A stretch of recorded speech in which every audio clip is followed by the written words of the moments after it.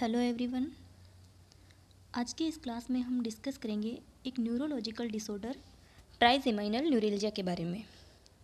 इस क्लास में हम देखेंगे ट्राइजेमिनल न्यूरैल्जिया के इंट्रोडक्शन के बारे में, उसके causes, clinical manifestation, etiology, diagnosis और उसके मैनेजमेंट के बारे में। ठीक है, तो अब हम ये स्टार्ट करते हैं। तो ट्राइजेमिनल न्यूरैल्जिया क्या होता है? जो ट्राइजेमिनल नर्व जो होती हैं, जो फिफ्थ क्रेनियल नर्व होती हैं, उसकी वजह से एक फेशियल पेन होता है, यानी कि उस न्यूरोपैथिक डिसऑर्डर होता है जिसके अंदर अपने को सीवियर फेशियल पेन देखने को मिलता है। ठीक है, तो सबसे पहले इस डिसऑर्डर को स्टार्ट करने से पहले अपन बात करेंगे ट्राइजेमिनल नर्व के बारे में। ट्राइजेमिनल नर्व जो होती हैं वो होती हैं फिफ्थ नंबर के क्रेनियल नर्व। ठीक है, फिफ्थ क्रेनियल नर्व होती हैं और ये है जो लार्जेस्ट क्रेनियल नर्व होती हैं, जो 3 पार्ट में या इसकी जो 3 ब्रांचेज होती हैं। सबसे पहली ब्रांच के बारे में बात करते हैं अपन, जिसको अपन बोलते हैं V1, सेकेंड ब्रांच को बोलते हैं V2 और थर्ड ब्रांच को बोलते हैं V3। ठीक है, तो जो V1 होती है जिसको अपन बोलते हैं ऑप्थेल्मिक ब्रांच, सेकेंड जो होती है उसको बोलते हैं मैक्सिलरी ब्रांच और थर्ड जो बोलते हैं वो मैंडिबुलर ब्रांच। ठीक है, ये जो नर्व होती है, ट्राइजेमिनल नर्व जो होती है, वो मिक्स्ड टाइप की क्रेनियल नर्व होती है, यानी कि इसके अंदर बोथ टाइप के सेंसरी और मोटार दोनों टाइप्स के न्यूरॉन्स होते हैं और ये दोनों फंक्शन करती हैं। ये सेंसरी फंक्शन भी करती हैं और जो मोटार फंक्शन होते हैं वो भी करती हैं। ठीक है, तो अब अपन देखते हैं इसके ट्राइजेमिनल न्यूरैल्जिया के बारे में। ठीक है, तो बात करते हैं ट्राइजेमिनल न्यूरैल्जिया के बारे में। तो इसको अपन कॉमनली एक नाम देते हैं या इसका एक निक नेम होता है सुसाइडल डिजीज़, यानी कि इसके अंदर जो पेशेंट जो होता है उसके अंदर इतना सीवियर पेन होता है जिसकी वजह से पेशेंट के अंदर सुसाइडल थॉट्स आते हैं, यानी कि उसको लगता है कि इस दर्द के साथ जीने से तो मरना ही बेहतर है। तो इसमें सुसाइडल थॉट्स आते हैं, इसकी वजह से इसको सुसाइडल डिजीज़ के नाम से भी जानते हैं। ठीक है, तो अपन देखते हैं, सबसे पहले अपन इसके इंट्रोडक्शन के बारे में देखेंगे। Trigeminal neuralgia is a nerve disorder that causes stabbing or electric shock like pain in the part of the face। यानी कि इसके अंदर क्या होता है कि जो पेन का कौन सा टाइप होता है, सबसे पहले देखते हैं स्टेबिंग पेन, यानी कि इसके अंदर अपने को देखने को मिल रहा है stabbing pain, electric shock like pain. ठीक है, तो ये कैरेक्टरिस्टिक फीचर्स होते हैं इसके अंदर। स्टेबिंग पेन यानी कि क्या होता है कि जैसे किसी चाकू से काटने पर जो दर्द होता है ना, तो उस टाइप का पेशेंट को पेन फील होता है, या फिर इलेक्ट्रिक शॉक लगने की वजह से जो पेन होता है उस टाइप का पेन पेशेंट के अंदर होता है। और पेन जो होता है वो बहुत ही ज़्यादा सीवियर लेवल का होता है, थ्रोम्बिक पेन होता है, पल्सेटिंग पेन होता है। ठीक है, तो trigeminal neuralgia is a nerve disorder that causes stabbing and electric shock like pain in the part of the face. और ये कहाँ होगा? पार्ट ऑफ द फेस में होगा। ठीक है, ये पार्ट ऑफ द फेस में देखने को मिलेगा। जनरली जो ये पेन देखने को मिलता है वो यूनिलेटरल होता है, यानी कि जिस टाइप के जो ट्राइजेमिनल नर्व है वो अफेक्टेड होगी उसी साइड में अपने को पेन देखने को मिलेगा। ठीक है, और जो ब्रांच जो है वो अफेक्टेड है वो जो ब्रांच जिस एरिया को सप्लाई कर रही है तो उस एरिया में अपने को पेन देखने को मिलेगा। ठीक है, नेक्स्ट अपन देखते हैं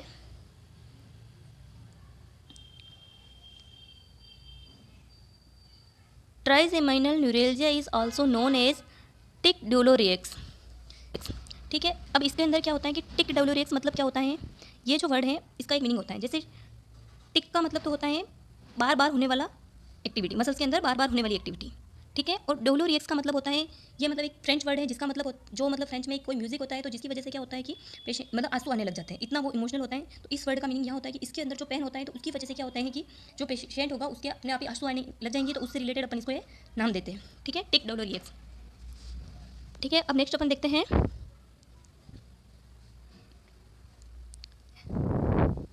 it is a neuropathic disorder. Neuropathic disorder मतलब जो प्रॉब्लम्स हो रही है वो किसके अंदर हो रही है? नर्व्स के अंदर हो रही है। ठीक है, it is a neuropathic disorder of the one और बोथ ट्राइजेमिनल नर्व। अब ये क्या कर सकता है? हो सकता है ये वन साइड के नर्व को अफेक्ट करे या हो सकता है ये बोथ नर्व को अफेक्ट करे। ठीक है, its nickname is suicidal disease. जैसा कि अपन ने देखा था, इसको अपन क्या बोलते हैं? सुसाइडल डिजीज बोलते हैं। क्यों बोलते हैं? Because of severe associated pain, क्योंकि इसके अंदर जो पेन जो होता है वो क्या होता है? बहुत ही ज़्यादा सीवियर होता है और जो क्या होता है, it is not easily control और क्योर्ड। और ये जो होता है, जो पेन होता है उसको अपन इजीली कंट्रोल नहीं कर पाते हैं, ये जो डिसऑर्डर है इसको अपन क्योर नहीं कर सकते हैं, तो इसी वजह से पेशेंट के अंदर क्या आएंगे? सुसाइडल थॉट्स आएंगे, इसीलिए अपन इसको सुसाइडल डिजीज नाम देते हैं। ठीक है, जैसा कि अपन ने देखा था कि जो ट्राइजेमिनल नर्व होती है उसकी क्या होती है, 3 ब्रांचेज होती हैं। एक होती है ऑप्थेल्मिक नर्व। ऑप्थेल्मिक नर्व जो होती है वो क्या किसको सप्लाई करेगी, जो आई वाला पोर्शन होता है, फोरहेड वाला पोर्शन होता है, उसको सप्लाई करेगी। मैक्सिलरी नर्व जो अपर जो के पोर्शन को सप्लाई करती है, और मैंडिबुलर नर्व जो लोअर जो के पोर्शन को सप्लाई करती है। ठीक है, अब नेक्स्ट देखते हैं the trigeminal neuralgia is involve fifth cranial nerve. ये कौन सी क्रेनियल नर्व होती है, फिफ्थ क्रेनियल नर्व। जैसे कि अपन देखते हैं 12 क्रेनियल नर्व होती है, तो ये कौन सी नर्व होती है, फिफ्थ क्रेनियल नर्व होती है, जो लार्जेस्ट क्रेनियल नर्व होती है। This cranial nerve has 3 branches. इसकी क्या होती है, 3 ब्रांचेस होती है, ऑप्थेल्मिक, मैक्सिलरी और मैंडिबुलर। और इसके अंदर जो फंक्शन होते हैं वो क्या होते हैं, सेंसरी और मोटर, दोनों टाइप के फंक्शन होते हैं। अब सेंसरी फंक्शन में भी जैसे अलग अलग होते हैं कि जैसे साइट हो गया, हियरिंग हो गया, स्मेलिंग हो गया। तो इसमें क्या होता है, टच मतलब जो, तो इसके अंदर किस टाइप का ये वर्क करती है, जो सोमेटोजेनिक जो होता है ना, मतलब जो अपने टच या इससे रिलेटेड जो होता है स्किन का जो फंक्शन होता है। ठीक है, स्किन जो अपने टच करने पर जो सेंसेशन आते हैं, तो टच से रिलेटेड ये वर्क करती है, सेंसरी फंक्शन करती है। और मोटार फंक्शन जो मसल्स मूवमेंट वगैरह करवाने के लिए। ठीक है, this branches reach up to forehead, cheek and lower jaw and side of the face. और ये ब्रांचेज किसको सप्लाई करेगी, चिक्स को सप्लाई करेगी, लोअर जा को सप्लाई करेगी, और फेस के दोनों साइड में सप्लाई करेगी। ठीक है, ईटियोलॉजी और रिस्क फैक्टर के बारे में, तो the exact cause of trigeminal neuralgia is unknown. Sorry, यहाँ पर मैंने नोन लिखा हुआ है, लेकिन ये क्या होता है, अननोन होता है। ठीक है, तो यहाँ पर जो इसका कोज है वो क्या होता है, नॉट नोन होता है। ठीक है, तो आप यहाँ पर अननोन कर दीजिएगा। But they suggest that it is caused by the compression of trigeminal nerve by the evidence suggest that 90% के cases of trigeminal neuralgia is caused by pressure और कंप्रेशन ऑफ ट्राइजेमाइनल नर्व। तो इसका जो exact कोज है वो अभी तक known नहीं है या अननोन है, लेकिन कुछ जो स्टडीज़ के अकॉर्डिंग पता चलाता है कि जो ये जो होता है इसका मेन कोज जो होता है वो होता है कंप्रेशन ऑफ ट्राइजेमिनल नर्व। तो ये किसकी वजह से होता है, बहुत सारे एविडेंस ऐसे देखने को मिले कि 95% केसेस के अंदर जो ट्राइजेमिनल न्यूरेल्जिया जो हो रहा होता है वो किसकी वजह से हो रहा है, ट्राइजेमिनल नर्व के प्रेशर के कंप्रेशन या उसके ऊपर किसी भी टाइप के प्रेशर की वजह से। ठीक है, लेकिन इसका एग्जैक्ट कोज क्या है वो अननोन है। ठीक है, इडियोपैथिक अपन कंसिडर कर सकते हैं। ठीक है, नेक्स्ट अपन देखते हैं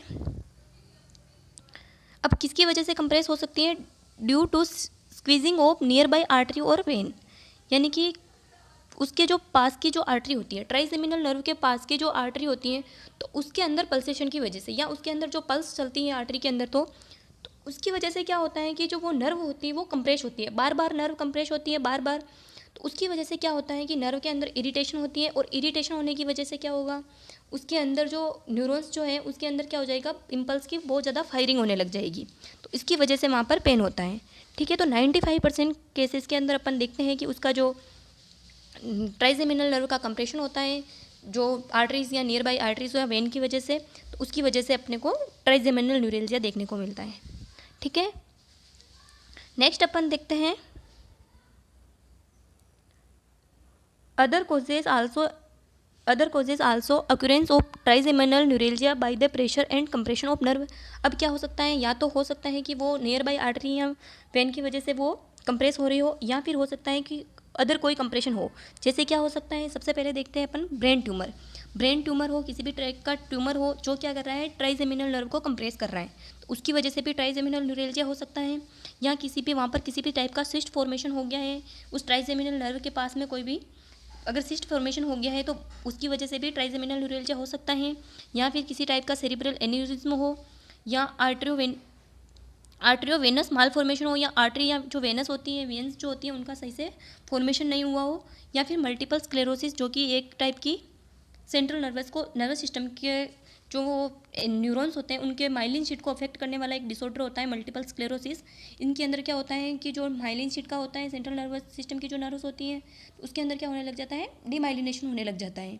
ठीक है, तो उसकी वजह से जैसे ट्राइजेमिनल नर्व को अगर उसने अफेक्ट कर रखा है, तो उसकी वजह से नर्व जो है उसके अंदर कोई किसी भी तरह का प्रेशर बन रहा है, तो उसकी वजह से भी ट्राइजेमिनल न्यूरेल्जिया के अपने को सिम्टम्स देखने को मिल सकते हैं। ठीक है,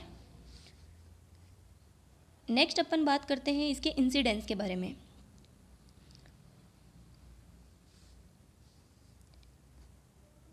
देखते हैं, it is reported that 1,50,000 are diagnosed with trigeminal neuralgia every year in the worldwide. अगर अपन वर्ल्ड वाइड इसके अंदर केसेस की बात करते हैं तो वो क्या होते हैं, 1,50,000 के अराउंड अपने को ट्राइजेमिनल न्यूरेल्जिया के केस देखने को मिलते हैं। ठीक है, और ये जो क्या होता है, most common in people over the age of 50, यानी कि जो कॉमनली जो देखने को मिलता है वो 50 साल से ऊपर के लोगों में ही अपने को देखने को मिलता है। ठीक है, नेक्स्ट अपन बात करेंगे इसके क्लिनिकल मैनिफेस्टेशन के बारे में। देखते हैं,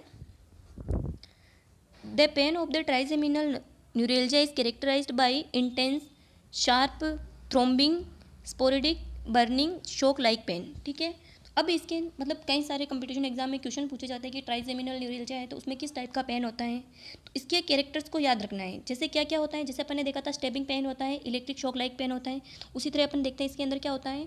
इसके अंदर जो पेन होता है वो क्या होता है, इंटेंस होता है, शार्प पेन होता है, यानी कि बहुत चुभने वाला जो पेन होता है ना, तो उस टाइप का पेन होता है। या फिर थ्रोबिंग पेन होता है। थ्रोबिंग पेन मतलब जैसे पल्सेटिंग लाइक जो पेन होता है, जो जैसे रुक रुक कर पेन होता है ना, उस टाइप से। या स्पोरेडिक पेन होता है जो रुक रुक के कभी होता है, कभी वापस बंद हो जाता है, कभी वापस होता है, उस टाइप से। या किसी चीज़ के बर्न होने की जैसे जो पेन होता है उस टाइप से। या इलेक्ट्रिक शॉक लगने से जो पेन होता है उस टाइप का पेन होता है। और वो पेन कहाँ होगा, जो नर्व अफेक्टेड है उसके द्वारा जो सप्लाई पार्ट होगा उसमें वो पेन देखने को मिलेगा। जैसे आई के अराउंड अपने को पेन दिख रहा है तो अपने को पता चलेगा कि जो ऑफ्थेल्मिक जो ब्रांच है वो अफेक्टेड है।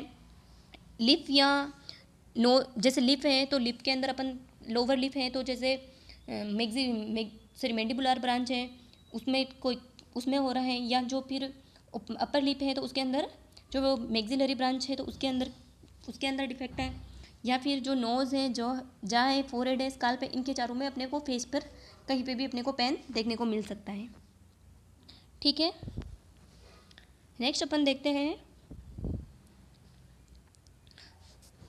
The trigeminal neuralgia occurs and run in cycles. अब क्या इसका जो पेन होता है वो क्या होता है, साइकिल्स के अंदर होता है।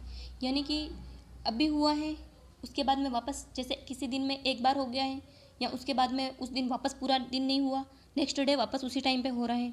यानी कि कुछ एपिसोडिक पेन होता है ना, उस टाइप से ये पेन होगा, एपिसोड्स के अंदर होता है।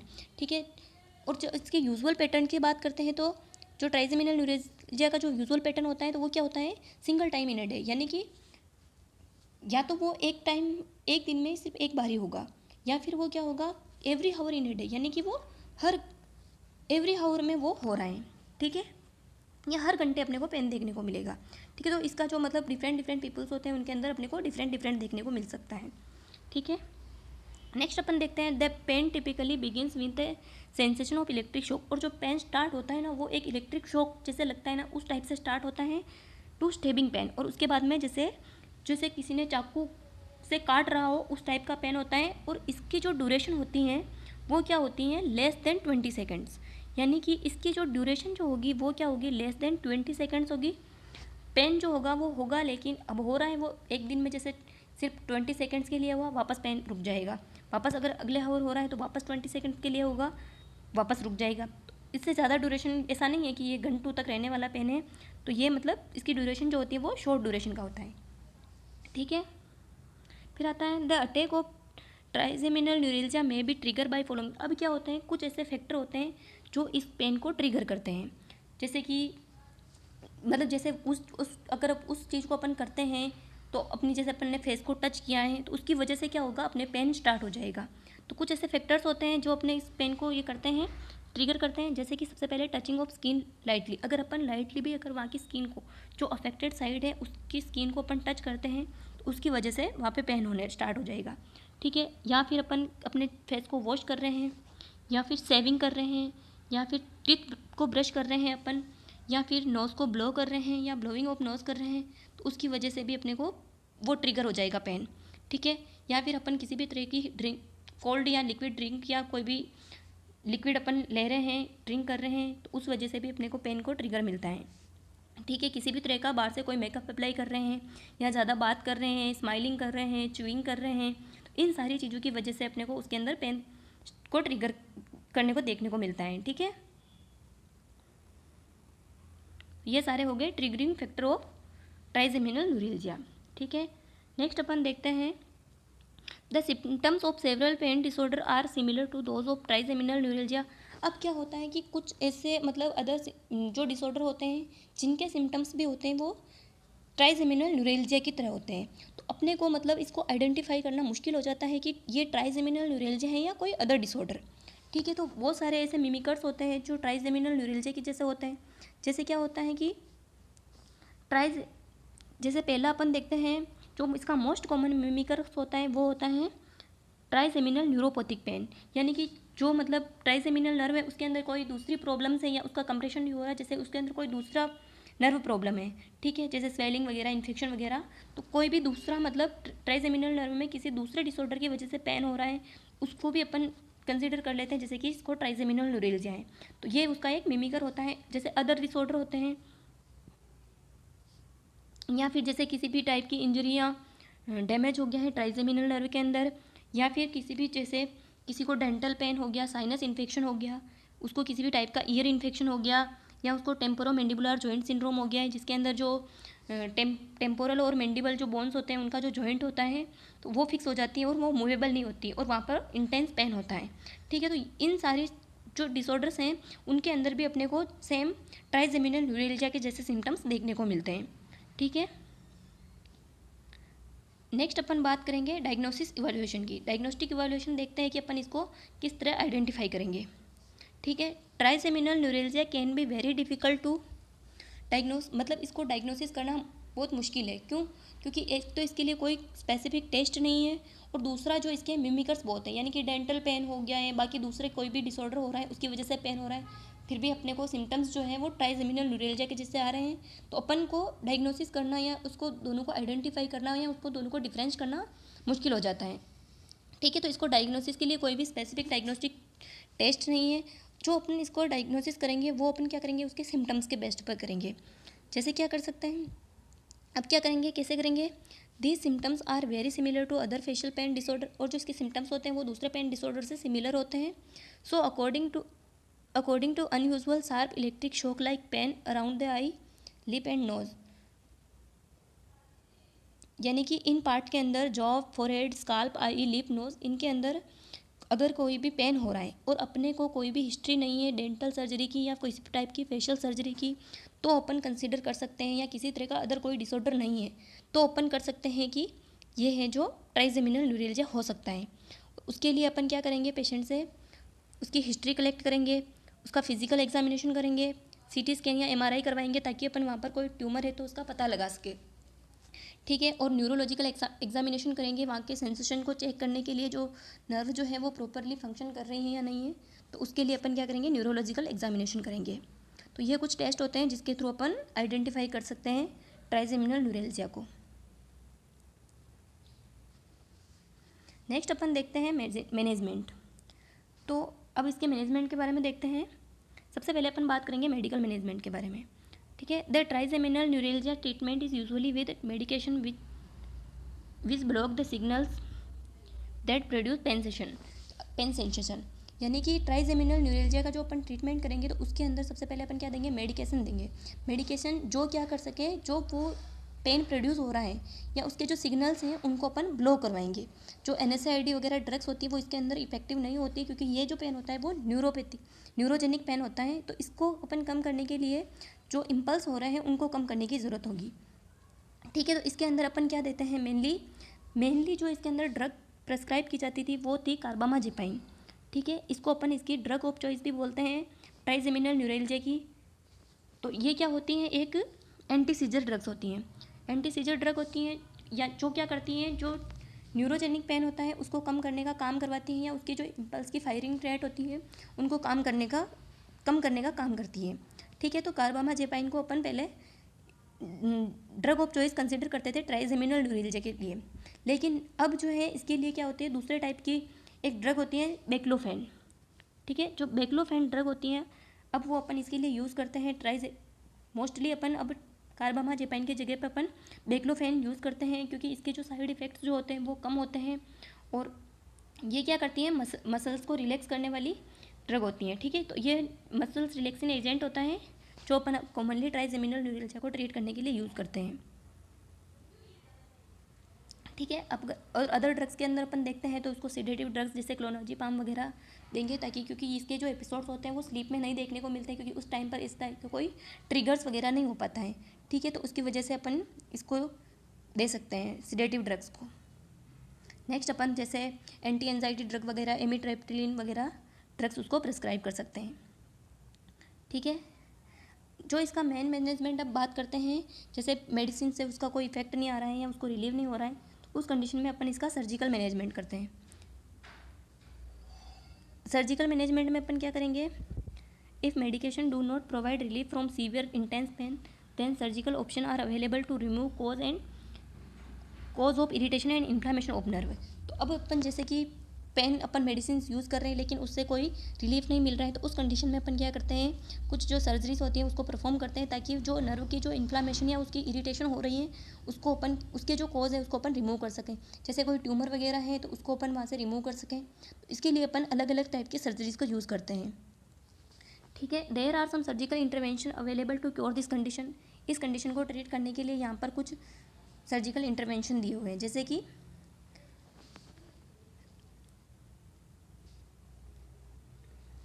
सबसे पहले अपन देखते हैं माइक्रोवस्कुलर डिकम्प्रेशन। ठीक है, माइक्रोवस्कुलर डिकम्प्रेशन क्या होता है, it is a classic and most effective surgical procedure that involve posterior craniotomy and dissecting vascular element that compress trigeminal nerve. तो इसके अंदर अपन क्या करेंगे, जो क्रेनियोटोमी करेंगे पोस्टीरियर साइड से, यानी कि क्रेनियम जो होता है उसके अंदर या स्कल जो होता है उसके अंदर एक ओपनिंग बनाएंगे और उसके थ्रू अपन क्या करेंगे, जो वहाँ पर जो ऐसी वेसल्स या ऐसी ब्लड वेसल्स जो ट्राइजेमिनल नर्व को कंप्रेस कर रही होती हैं तो उसको अपन क्या करेंगे, रिमूव कर देंगे। ठीक है, तो इसके अंदर क्या होता है, माइक्रोवस्कुलर डिकम्प्रेशन, यानी कि जो कंप्रेशन वेसल्स के द्वारा कॉज हो रहे हैं तो उसको अपन वहाँ से रिमूव कर देंगे ताकि वो उसको ट्रिगर ना करे या उसको कंप्रेस ना करे या उसको इरिटेट ना करे, जिसकी वजह से इम्पल्स की फायरिंग जो है वो कम हो सके। ठीक है, नेक्स्ट कॉमनली यूज्ड प्रोसीजर अपन देखेंगे रिजोटोमी। रिजोटोमी क्या होता है, it is also known as partial trigeminal rhizotomy that involve cutting the part of trigeminal nerve at the base of brain by making hole behind the ear to access the nerve. यानी कि इसके अंदर क्या करेंगे अपन, जो trigeminal nerve का portion होता है जो अफेक्टेड होता है तो उस पोर्शन को अपन रिमूव करेंगे या कट कर देंगे। कैसे करेंगे, अपन ब्रेन के जो पोस्टीरियर साइड होती है या ईयर की जो पोस्टीरियर साइड होती है वहाँ पर अपन एक होल बनाएंगे और उसके थ्रू अपन उस नर्व को कट कर देंगे ताकि उसका जो ट्रिगर ना हो और वो नर्व ही नहीं होगी तो वहाँ से कोई सेंसेशन नहीं जाएगा और पेन नहीं होगा। ठीक है, लेकिन इसके जैसे साइड इफेक्ट अपन देखने को मिलेंगे या कॉम्प्लिकेशंस जैसे कि बात कर सकते हैं, तो वहाँ पर क्या होगा, वो जो अफेक्टेड पार्ट होगा जहाँ पे अपन ट्राइसेमिनल नर्व को रिमूव कर रहे हैं तो उस वहाँ पर अपने को क्या देखने को मिलेगी, परमानेंटली नंबनेस अपने को देखने को मिलेगी। ठीक है, क्योंकि अपन ने वहाँ के जो सेंसेशन जा रहे हैं उस नर्व को ही रिमूव कर दिया है। ठीक है, नेक्स्ट अपन देखते हैं तीसरी जो इसका सर्जिकल प्रोसीजर है वो है बलून कंप्रेशन। ठीक है, बलून कंप्रेशन के अंदर क्या होता है, in balloon compression of trigeminal nerve the specialist insert a hollow needle through the base of skull. After this insert thin flexible tube with balloon through the needle. The balloon is inflated with enough pressure to damage the nerve that block pain signals. ठीक है, अब क्या होता है कि इसके अंदर क्या किया जाएगा, जो स्पेशलिस्ट जो होगा वो क्या करेगा, एक जो नीडल होती हैं उसको स्कल के बेस से क्या करेगा, इंसर्ट करेगा। ठीक है, इंसर्ट करने के बाद में क्या करेगा, उस नीडल के साथ क्या होगा, एक बलून होगा। ठीक है, बलून को क्या करेगा, वो जैसे जहाँ जो पार्ट है वो अफेक्टेड है तो उस पार्ट पर ले जा करके वो क्या करेगा, इनफ प्रेशर के साथ में उसको इन्फ्लेट करेगा या उसको फुला देगा। तो उसकी वजह से क्या होगा, जो मतलब उसके ऊपर कंप्रेशन होगा और वो जो नर्व जो होगी वो क्या हो जाएगी, डैमेज हो जाएगी और डैमेज होने की वजह से क्या होगी, उसके सिग्नल्स जो है वो नहीं जा पाएंगे और वो पेन के सेंसेशन को क्या कर देगा, ब्लॉक कर देगा। ठीक है, नेक्स्ट और लास्ट जो अपन इसके अंदर जो सर्जरी परफॉर्म करते हैं वो है रेडियो फ्रिक्वेंसी थर्मोकोगुलेशन।